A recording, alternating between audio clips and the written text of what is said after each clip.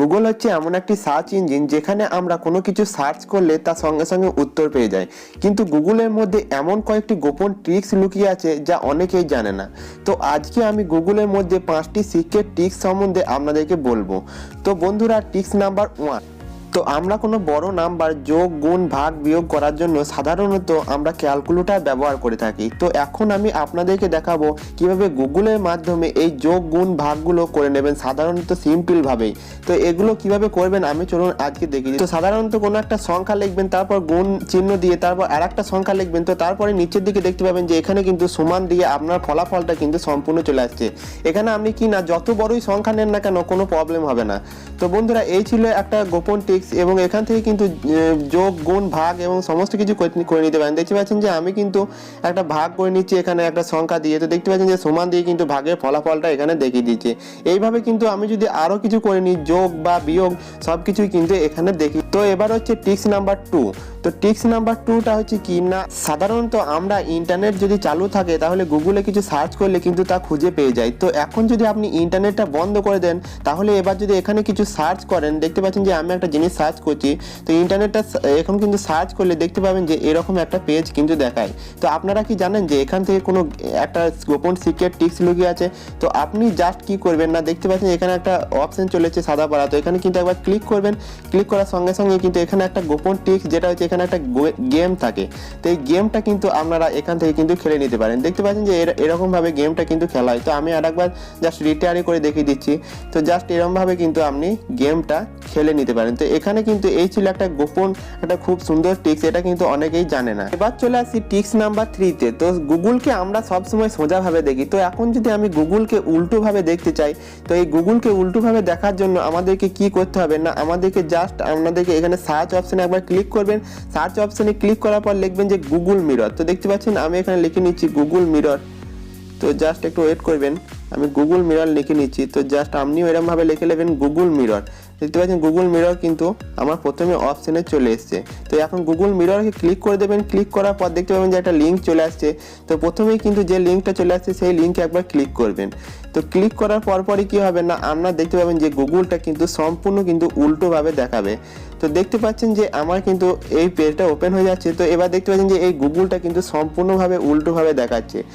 এটা কিন্তু একটা খুবই ভালো একটা ট্রিক্স। তো এটা যারা করা হয়েছে শুধুমাত্র যারা কিন্তু সোজাভাবে দেখতে পারে না তাদের জন্য।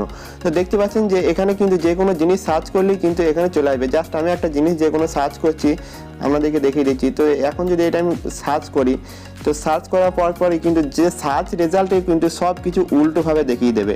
তো দেখতে পাচ্ছেন যে এখানে কিন্তু সব কিছু আমার সব কিছুই উল্টো দিকে দেখিয়ে দিচ্ছে, সম্পূর্ণ লেখা থেকে আরম্ভ করে সব কিছু।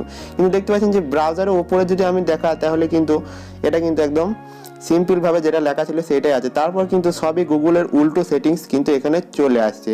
তো এইভাবে কিন্তু আপনি গুগলটাকে কিন্তু উল্টো করে নিতে পারেন। এটা একটা খুবই মজাদার একটা ট্রিক্স। তো এবার আমি বলবো যে ট্রিক্স নাম্বার 4 এর বিষয়ে। তো এই 4 নম্বর ট্রিক্সটা সাধারণত ফান হিসেবে ব্যবহার করা হয়। তো গুগলকে কোনো সাধারণত মজার দেখার জন্য এই ট্রিক্সটি কিন্তু ব্যবহার করা হয়। সাধারণত এখানে আপনি লিখে সার্চ করবেন গুগল আন্ডার ওয়াটার। একটু ওয়েট করবেন, জাস্ট গুগল আন্ডার ওয়াটার লিখে সার্চ করবেন। তো আন্ডার ওয়াটার দেখতে পাচ্ছেন যে আমার প্রথম অপশানে চলে এসেছে। তো গুগল আন্ডার ওয়াটার লিখে সার্চ করবেন। তারপর দেখতে পাবেন যে একটি লিঙ্ক কিন্তু এখানে চলে আসবে প্রথমে। তো এই লিঙ্কে আপনি জাস্ট ক্লিক করবেন। লিঙ্কে ক্লিক করার পর দেখতে পাবেন যে গুগল কিন্তু জলের ভেতরে ভেসে বেড়াচ্ছে। তো একটু ওয়েট করবেন, তারপর দেখতে পাবেন। তো আমি আপনাদেরকে দেখিয়ে দিচ্ছি, দেখুন। তো দেখতে পাচ্ছেন যে এখানে কিন্তু একটা ক্রোম ব্রাউজার ওপেন হয়ে গেল। এবার কিন্তু দেখতে পাচ্ছেন এই গুগল কিন্তু এখানে জলের উপর ভেসে বেড়াচ্ছে। তো এইভাবে কিন্তু আপনি গুগলকে একটা মজাদার হিসাবে ব্যবহার করে নিতে পারতেন। এখন কিন্তু এখানে সার্চ করলে কিন্তু সার্চও হবে, আপনি যা কিছু সার্চ করবেন কিন্তু এখান থেকে সার্চ করে নেওয়া হবে।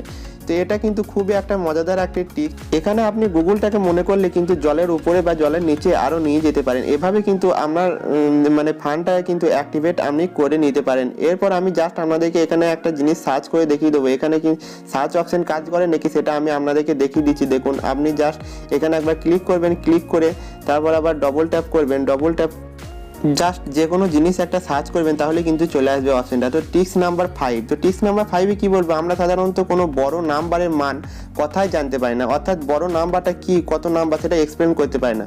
তো এখানে আপনি জাস্ট এই নাম্বারটা লিখে দেবেন। তো নাম্বারটা লিখে দেওয়ার পর কি করতে হবে না, এখানে কিন্তু আপনাকে ইকুয়াল টু দিতে হবে, অর্থাৎ সমান চিহ্ন দিতে হবে। সমান চিহ্ন দেওয়ার পর আপনি এখানে কি করবেন না, তো এখানে আবার আপনি ব্যাক করে ওয়ার্ডে চলে যাবেন। ওয়ার্ডে চলে যাওয়ার পর একটু স্পেস দেবেন, স্পেস দিয়ে তারপর এখানে লিখে দেবেন যে ইংলিশ ইকুয়াল টু স্পেস দিয়ে ইংলিশ, তো জাস্ট ইংলিশ লিখে দেবে ENGLISH। তো আমি দেখুন লিখে দিচ্ছি। তো ইংলিশ লিখে দেওয়ার পরে কিন্তু দেখতে পাচ্ছেন আমার কিন্তু এই বড় নাম্বারটা কত সেটা দেখিয়ে দিচ্ছি। দেখতে পাচ্ছেন 88,877,000 এরকমভাবে কিন্তু আপনি দেখে নিতে পারেন যে কোনো বড় সংখ্যা তার কথার মানটা। তো এই ছিল গুগলের 5টি গোপন ট্রিক্স। তো আশা করছি আপনাদের অনেক হেল্পফুল হবে। যদি ভিডিওটি ভালো লেগে থাকে তাহলে অবশ্যই লাইক করবেন এবং চ্যানেলে নতুন এসে থাকলে অবশ্যই সাবস্ক্রাইব করতে কিন্তু ভুলবেন না।